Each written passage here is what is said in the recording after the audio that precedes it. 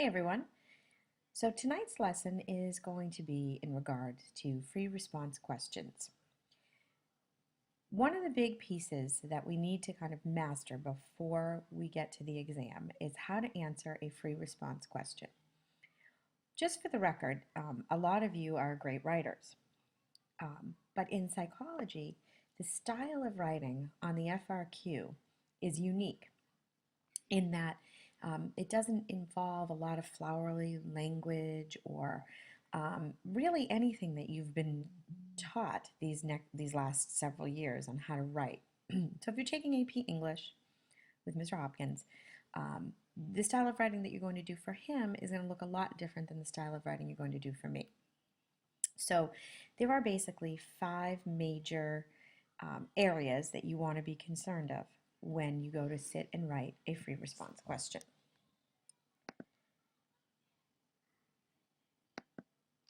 The first thing you want to do is read the entire question.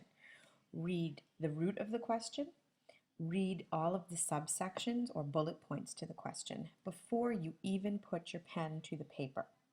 Make notes around the question, dissect it, define vocabulary that you need to be reminded of, but read the entire question first.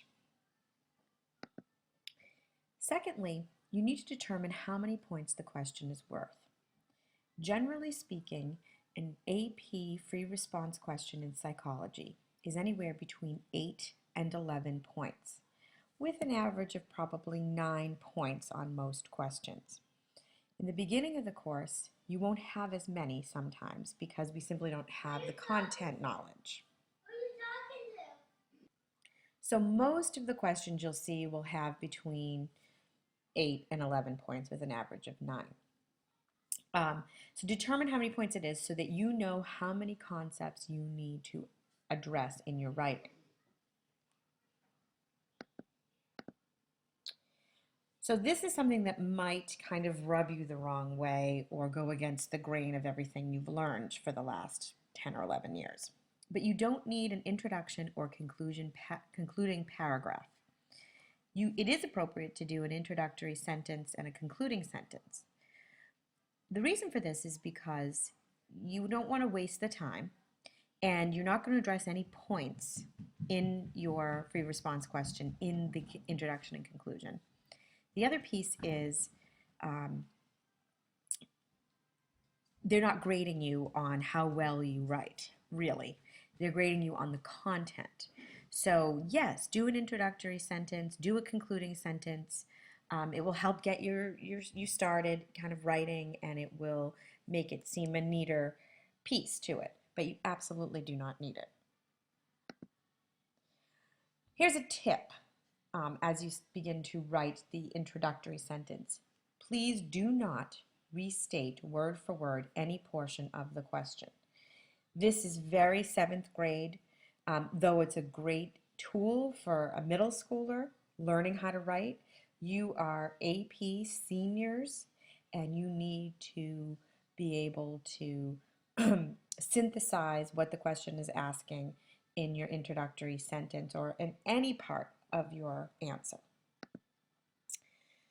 So next, this again might go against your grain of what you've learned, but you want to bullet and label each section to the answer so that it corresponds to the different bullets in the sections in the question.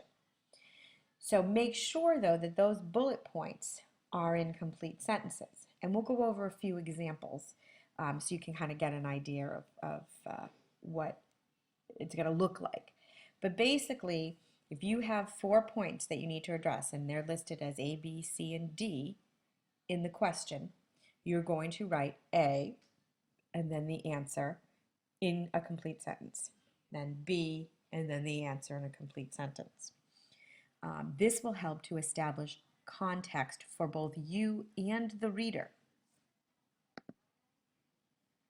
Another tip here is as you go through answering your question, you want to make sure you underline all the key concepts that you're addressing. This will allow you to keep track of what you're writing and will allow the reader to know what you're answering and that you are answering something. And lastly, Use examples, definitions, and psych vocabulary whenever possible. Again, definitions don't score the point unless specifically asked for a definition, but they will absolutely aid in your answer to the question to show that you have knowledge of this particular concept. So something to keep in mind throughout all of these steps and these ideas is that the big piece of answering a free response question in AP Psych is that you are applying knowledge. You are not defining, you are not stating, you are applying. So application is a really important piece in school in general because it shows you know how to use the knowledge that you learned, but particularly in psych because most of psychology is application. Most of it is you learn about a concept, you learn about a particular form of therapy, you learn about a particular form of learning, and you apply those ideas. So application and you demonstrating that you can apply knowledge to different scenarios or different situations is a must know for this exam and then if you decide to go into studying psych into college. So essentially, these are 5 steps and a couple of tips for you. In our next class period, we're going to do some practice questions. So please come prepared. Be sure to answer the small assessment at the end of this section. And I look forward to seeing you in a couple of days or in a couple of hours or whenever you happen to be watching this. Take care. Bye-bye.